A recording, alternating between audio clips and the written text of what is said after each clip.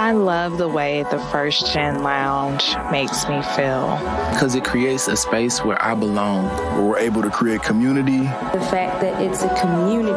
It's a safe place. It also gives me a place to understand different perspectives. The stories of these individuals prescribe transformational perspective. I receive encouragement, enlightenment, empowerment. And also serve as a catalyst to just keep going. Where we're able to be our true selves. I'm allowed to be an unapologetic first gen. And above all else, tell our story. And every episode is unique. I love it. I'm your host, Dr. Eve, and I'd like to welcome you to the First Gen Lounge. Hey, before we jump into today's session, I'd like to take a moment to invite you to become a part of the First Gen Lounge family. I like to say that it's goodness beyond the podcast, and where I share with you exclusive offers, resources to navigate life and entrepreneurship, and event information. So when this conversation comes to an end, head on over to www.thefirstgenlounge.com/family to join. I've even dropped a link in the show notes to make it easy for you. All right, now let's get into it. Well, hey, y'all. Hey, and welcome back. You know what I'm going to say already. So should I say it anyway? I am. It's Thursday. Thursday is a great day. I mean, it really is. Y'all should know this by now. So I am here today with someone who is, I'm going to say, a multi-talented entrepreneur. Somebody who I've gotten to meet, recently, and we really hit it off and has really great energy, which I think y'all are going to feel. I have here Michea Allen, and we were just talking about his name. I love the name Michea, so I'm going to, make it do what it do and pass it on to you, Michea, and ask you, who are you and how are you and what do you do and all the other fun things. Okay. So yes, my name is Michea Allen. I am the only plus size certified photographer on the planet. And I have a stock photography site that covers Black life, because a lot of times, as Black people, especially Black business owners, you have difficulty finding content of Black people, that says what you want said. So I want to kind of fill that gap. So I'm creating content that does that. So those are a few of the things I do. What is it that got you into this plus size photography? Because that's not something that people just wake up and say, I'm going to do. Well, you may have, but what was your story with that? Okay, I'll say there probably were a couple moments that made it happen. So I was going to put my art into, because sometimes I shoot the stuff and then I'd gotten into a space where I was printing my art and getting it into galleries. So there was this pop-up gallery called Nude Night. And a friend of mine, I'd shot her before, she's a big girl. And I was telling her, oh, I'm in Nude Night and I'm so happy. And she was like, I don't like them. I was like, what? What do you mean? It's awesome. It's great. And she was like, they booked me to be a performer at the event. And they booked her, I want to say 6 or 7 weeks out. And then a few days before, they were like, hey, we can't get you into the cage or whatever the thing that she was supposed to be in on the stage. So we're going to have to go ahead and unbook you. And she was, she was telling me the story maybe a year after it happened, and she still started crying.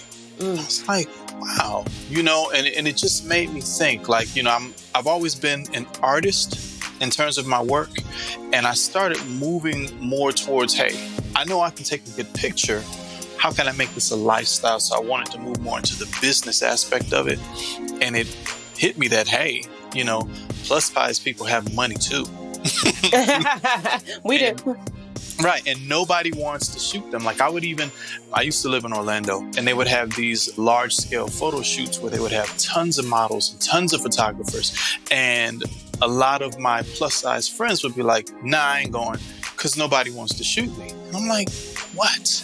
So I wanted to put all my attention where it seemed as though attention wasn't being placed. And it's so interesting to me that you say plus size people have money too. While we laugh about it, plus size people have a lot of things, a lot of gifts, a lot of talents. They're still people. We're still people. Right. And, I was telling a friend recently on one of her podcasts that I have struggled with body shift because I used to be 334 pounds. and now I'm much less than 200. And so even for me, there are days when I'm like, am I even still plus size anymore? It's like, oh no, you're normal size. Well, what is normal size? Because I still feel 300 plus pounds on a lot of days. I can't see me how other people see me, but my talent still hasn't changed. My ability to, be intellectual, have, awesome conversations, to host a podcast, none of this has changed about who I am, just my body changed. So interesting that for you, though, you saw a need and you realized there was a gap and you were willing to fill it. And I imagine that you've been doing pretty well. Yeah. Yeah. And honestly, that's the same kind of paradigm I have with the stock photography, with umbrella stock, because it's like, hey, Black people do things too.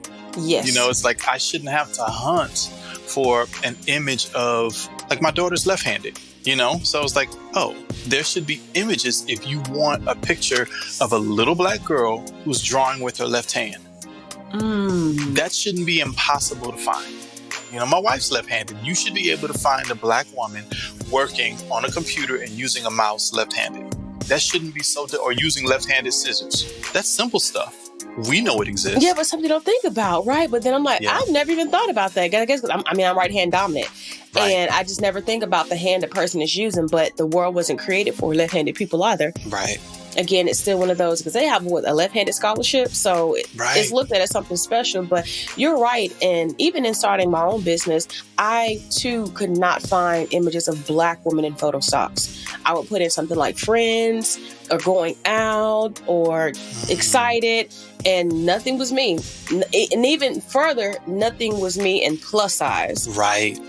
And so in that case, like, how do you speak to your audience or to your group if you don't even have what you need to do that? So amazing, again, how you filled these really needed gaps, and also have done it from a place where, one side is business, but two, it comes from a place of having a connection to the experience. Because had you not had the friend who showed you emotion, you probably wouldn't have felt too much about the plus size industry. It wouldn't have been something that would have been like, you know what, there's something here. So I commend you for that. Absolutely. So you're first generation, of course. Everybody who comes in the show is first generation. And I love that about you. Did you ever see, I love that about all the guests. So did you ever see yourself where you are now? No, I didn't. I think what I'll say was, what's interesting is I realized that I've always felt late, and then I always thought that it was a bad thing, but now I don't think it is. But just like, for instance, like, I sing, but I didn't really start until I was 15. So the high school I went to was like a magnet school for performing arts. So I felt so under the gun because everybody was so talented and I was learning how to sing, So, and then even with college, I graduated really late. I actually didn't graduate from college until I was married and had 3 children. So it was a lot. And then after that, I graduated from acting school, which again, this is all late. And I didn't pick up a camera for real, quote unquote, until 2012. So I've always felt late. But what that did for me is it told me that it doesn't matter when you decide to do something. There is no such thing as too late. When you get ready to do something, you do it. You do it. Yeah, you do it. Absolutely. Is there something in your life that made you want to go to college in the first place? And then, like you said, you started late. What made you even want to finish? Because some people are just like, I'm over it. I'm just throwing the towel. I'm going to do what I want to do. I'll be honest. Like, I think with college, at least for a lot of people my age, and especially if you're Black, your parents pushed you on, like, hey, look, you have to do college. That is the only way to be successful. I don't know if I agree with that quite as much now, but that was kind of always the push for me. And because I'd started, and of course, being intelligent, being smart and school being easy for me made college seem like the obvious choice. Like when I graduated from high school, I was a National Merit Scholar semifinalist. And wow. I had no plans, no idea. A lot of people did that stuff for me. You're smart. You have to do this. Go talk to this person. Fill out this paperwork. Okay. I'm 17, so I just listened. But as far as what drove me to finish later was, I think I'd gotten so far that's like, yo, you just you can't leave it undone, which I don't know if I necessarily agree with that mindset, because sometimes you can leave things undone. But I think for me, I just needed to close that door. And it felt great. It felt great to do it. You had me really excited because you said something that I really want to dig into. Sometimes you have to leave things undone. Tell us more about that, because you don't hear that too often. You know, a friend of mine, Facebook friend more so than, person I know physically, but she was talking about how, and I think she's in her late 20s maybe. So, there's a lot of realizations that happened at that time. And she was talking about how she just realized that you don't have to finish everything on your plate. If you're finished eating, you're finished eating. And, it's programmed into us that if you start something, you have to finish it. But what if you start the wrong thing? What if you start something and then you evolve in the middle of it and realize, I need to be over there. And the only reason I know that is because I started this path. You don't need to finish it. You need to go where you need to go. And like your path is your path. Your path is not a path. Your path is your path. So if it looks different than somebody else's, you move on. I like that a lot, because I have in my mind a plate of food, and we just had Thanksgiving at that. Right. And so thinking about in the past, I used to get this really big plate and used to load it with everything. And now I get something a bit bigger than a saucer, if not a saucer. And not that I'm trying to starve myself. I just don't eat like I used to. I haven't had surgery or anything. Do we have surgery? No. I just don't eat a lot. I snack a lot. I do snack a lot. Right. And for me, when I was done. But before, I would try to force myself to finish it. To finish the plate, because in our house, you don't waste food. You don't and waste food. So interesting to think you don't waste food, but then it's so interesting to have the concept and this visual of a plate and thinking about the fact that I can go back to it if I want to, because even if it's not finished, it doesn't mean I can't put it in the leftover box and get to it later. Right. That's even like the step further. And then even if I take the leftovers home, I can still make something different of the leftovers. Right. And how interesting to think about when it's done. To other people, it might not be done, but for you, it is. And we have to know for ourselves when it's done. Because like you mentioned, there were people in your life who told you, do this, and Michea, do that, and do this. And you're like, yeah, okay. And somebody may have said, oh, you're not finished. You got to keep going. And had you still been the same person, you would have listened. Right. So kudos to you for evolution. So even thinking about, as I said, just evolution itself, how have you evolved, especially as an adult, as a married person, as someone with children, as an entrepreneur, since getting out of school? What have been some of the major life lessons that you've learned that you just maybe wish somebody would have told you? Oh, my goodness. So many to name, right? So many to name. But definitely investment and entrepreneurship are important. Entrepreneurship may not be for everyone, but definitely investment. And there are things that I wish I had known. And now I, interact with 20-year-olds and I'm like, yo, you have to get this. There are things that you can do now that can retire you by 35. And I'm not even talking from an MLM standpoint or anything, but seriously, there's basic small things you can do and small changes you can make that could impact your life in a major way. That's one thing.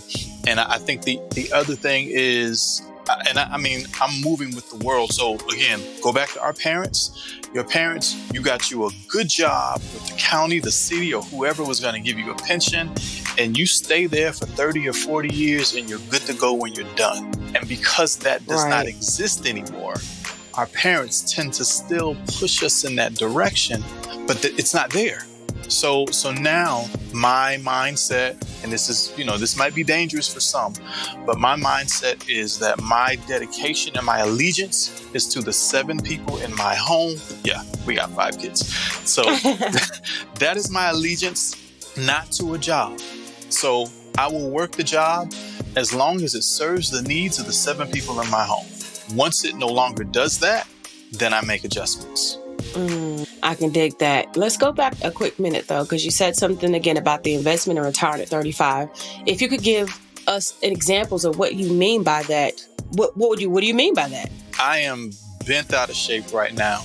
about, okay, so, we're always told the American dream is to buy a home, own your home. And I'm like, somebody told me something the other day, and I'm like, absolutely not. I don't want to own a home. I want to own a fourplex. I will live in one side and rent out the other three and never, ever pay mortgage again or rent in my life. I'm like, oh my goodness.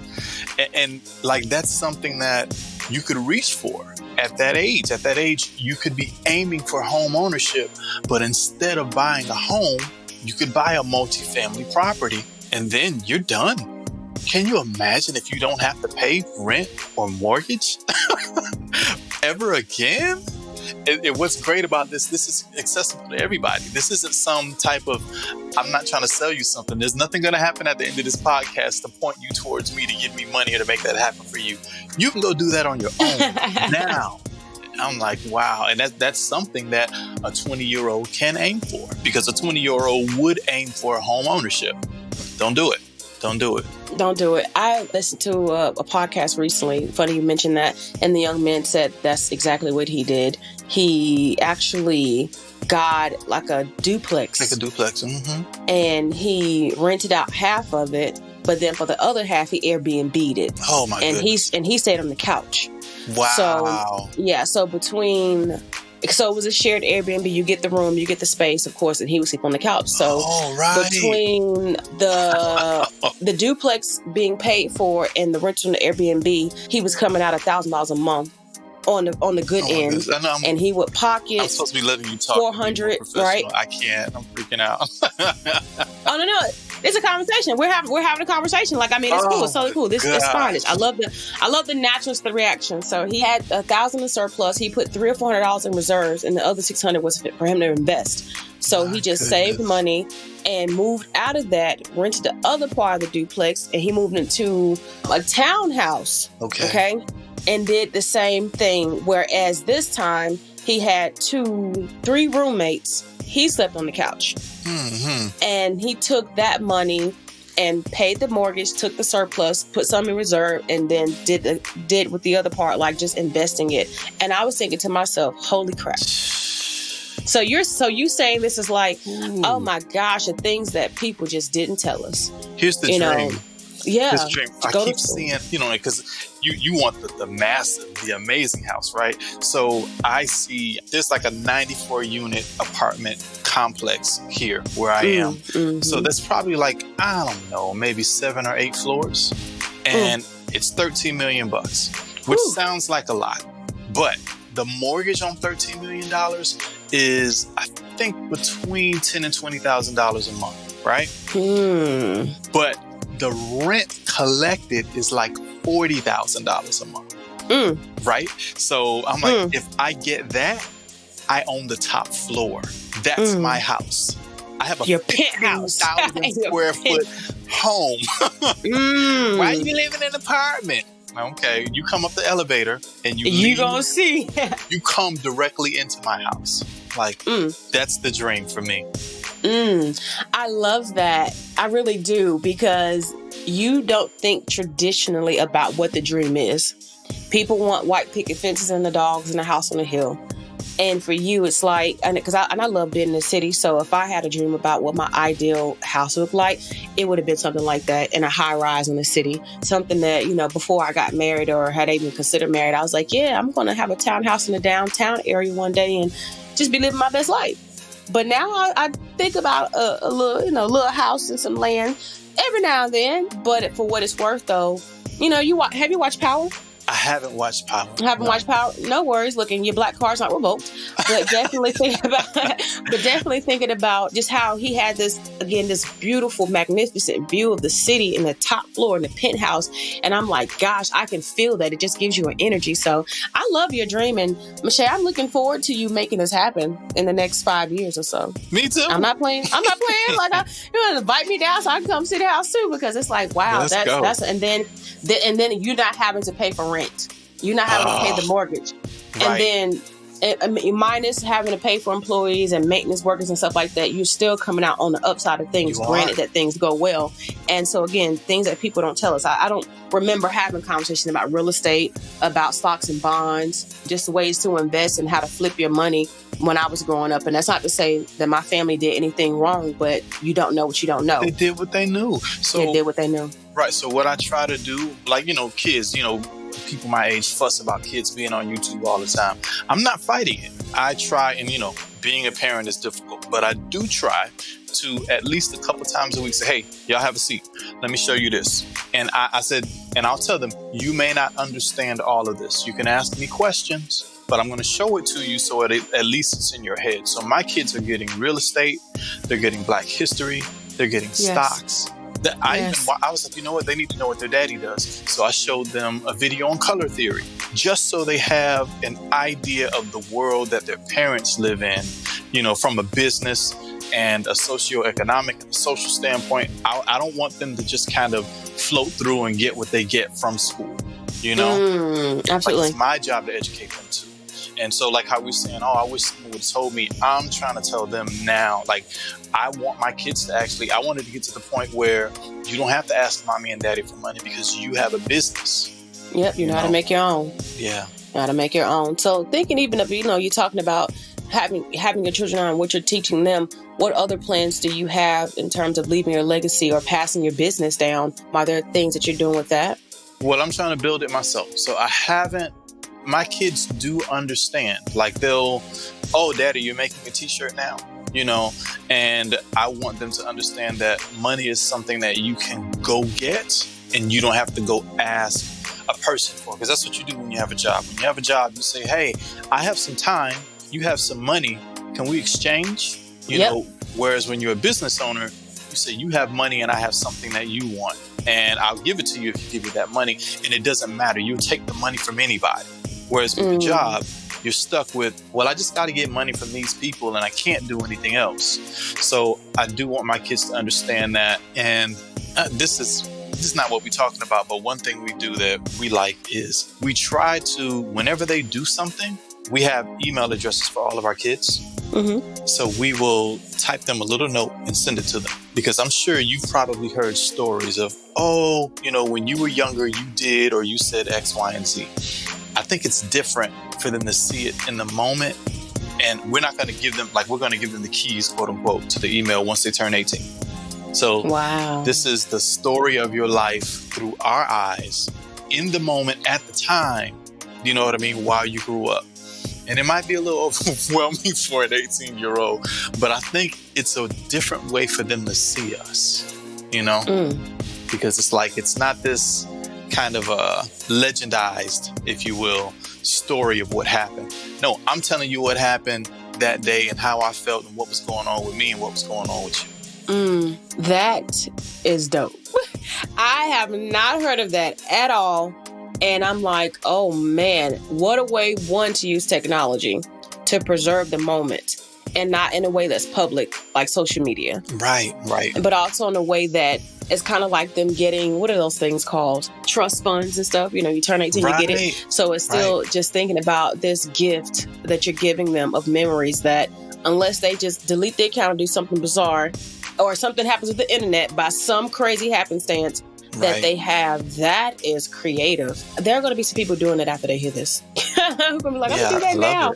Gosh, that is really, really awesome. So yeah, that's not a side, there wasn't a sidebar, but they really threw me, because I'm thinking of all the things that I could have done. Again, all the things I could have done with even my nieces and nephews, just from the aunt's perspective, because I don't have children yet, but also it gives me an idea if I do have children, hey, that might be something to consider. Right. Yeah. So tell us too, just thinking, because you are clearly a man who knows much, and I can appreciate that. Are there any books that you've read or anything that you're reading now that you'd want to scream to the masses that they need to read? Let me see. I like Purple Cow. Purple Cow talks about... Purple Cow. Yeah, check it out. It talks about the idea of not just being good at what you do, because there's tons of people being good at what they do, but it talks about being spectacular and standing out, So I like that, because, and just to note, this year, I really tried hard to knock out a book a week, which I did not, but I read more books than I normally do and more books than most people do. Because the more you read, the more information you have to move from. Another book I liked was Biology, and it's spelled B-U-Y-ology. And it talks about the mental processes or what goes on in people's brains, like actually studied neuroscientists level, what goes on in their brains when they make purchases. They even talked about one thing where, you would do the thing where you try to discourage people from smoking, and they would put pictures of, like in other countries, they put pictures of lung cancer and all that stuff on cigarettes. That actually made smokers want to smoke more. What? Because they associate that with smoking. So because I want to smoke, when I see a thing that's associated with smoking, even though it's a negative thing, I still want to smoke. And so it really gave you a neuroscientist's view on how to work with people in terms of sales. And it felt wrong because you're manipulating people on a microscopic level. You're not, it's like, oh man, but if you're in sales, you need all the tricks you can get. So, and then when I was a psych minor, so anything neuroscience was my favorite class. Neuropsych was my favorite class. So anything that leans into that way is good. And right now I'm finishing, it's taking me forever, but how to make a good brain great. And same thing, neuroscience, it talks about the things that detract from brain activity, the things that add to it, even from a diet standpoint, like what you eat, and feeding, because it's like if it's healthy for the heart, it's healthy for the brain, because the brain needs blood and oxygen. I'm going to have to check out all of those because I haven't heard of either of them. And I'm like, oh, okay. Something I've done the same. I've read more this year than I have since I've done a grad school. And for me, it was realizing people write books because they have tools to give people. And if you just read a book, read several books, you can learn a whole lot. Yeah. There are a lot of answers for things in books. And if you can triangulate what you're learning, so that means take pieces from each thing, you could build whatever you want to build and know whatever you want to know, no matter what it's about. Right. And, it's so fascinating. And I felt so enlightened this year. I thought about doing this thing for next year to read 33 books, not such a random number, but but I wanted to just see if I can get through those 33 because like you said, people don't read anymore. They scroll on social media. They use their thumb to get everything. They see quick quotes or maybe listen to music, but your brain does something different when you read, when you actually read, not audiobook, but read. I'm going to tell you though, I love the audiobooks, and that's my trick to get through a lot of books. Not only do I do an audiobook, so it's something I can do on a commute, I speed it up. Speed it up, really? Oh, absolutely. You can listen to a book at 1.5, like they do 1.25, 1.5, and 2. 2 is pushing it 2 times, the speed, but 1.5, 1.25. Oh yeah. So if you want to get to that 33 and there's a book where you're like, okay, I don't need to sit with this book. I can actually kind of just glean. And you got a decent commute too? Oh yeah. You better get to it. And that's so funny. So look, no judgment to you at all, because I know I'm all for books. I bought hard copies of books, but it also fits my learning style. So let me say that. Because I just do comic books. Comic book? Oh, well, check that out. Right. I'm kinesthetic in my learning style. And I can listen, because I have listened to a few audiobooks, but I've also purchased them. Okay. To have them, to sit with them, to highlight, to write in the margins. That's the kind of reader, for lack of better words, that I am. But I realize too, for me, it's having those aha moments. Like I can hear something, but it sticks more when I do something with it. So let me say that. So that's also the educator in me. Gotcha. But I ain't mad at you for doing the audiobooks. I ain't gonna say you're cheating either. But I will say that the experience of just getting the knowledge, period, I'm pro that. So I'm clapping for you. I'm clapping for you, Michea. I am, for real. I take that. I accept that. Awesome sauce. So thinking about what's next for you, what is the future looking like beyond the multi-million-dollar property that you're going to have? What are other things that you're hoping to come to life? Okay, so I am leaning really heavily into just growing umbrella stock. And right now we're just supporting still images, and in the near future we'll be supporting video footage as well, because that's something that's needed for websites, but also films. Like if you ever watch a film and you watch the credits all the way to the end, you'll see Shutterstock and Getty are there. Because if I shot the film in Indiana and it's set in Miami, I'm not going to Miami to shoot the skyline. I'm just going to get footage. So I want to create, like, my goal is actually on every platform and in every way represent Black people accurately and properly. Because again, it's sometimes very difficult for, people like you, and other people to find imagery of Black people that's like, this is what I think Black people are. Why can't I find an image like this? But there's tons of images like that of white people, and I want to change that. I definitely think you will. You are already changing it. So it's just a matter of continuing to go and continue to spread the word about what you're doing as well. So Indeed. I love that. I love that. We're at a point now we're going to have to wrap up, friend. And this has been good. The conversation took several turns that always, I'm just like, I didn't think we were going to go there. But that's what I love about how we come onto the show. We get on here and we talk. It's, we're just two friends talking, catching up. And to even get on just the magnitude of what you've learned and how you've evolved and just the knowledge that you've been able to spread to get people to think, I appreciate that. So that last and final question for you. And again, and I tell people also, it's my favorite question because it's the one that just really makes you think. What, if anything, like one word of advice, one thought, one quote, one message, or just that one thing would you want to leave us with to carry with us for the rest of our lives? Like I said, never too late. You can do whatever you want to do, whenever you want to do it, regardless of age, and, don't let anything stop you, not even yourself. I know that's real. Don't let anything stop you. And sometimes we stop ourselves more than everybody else does. Absolutely. Okay.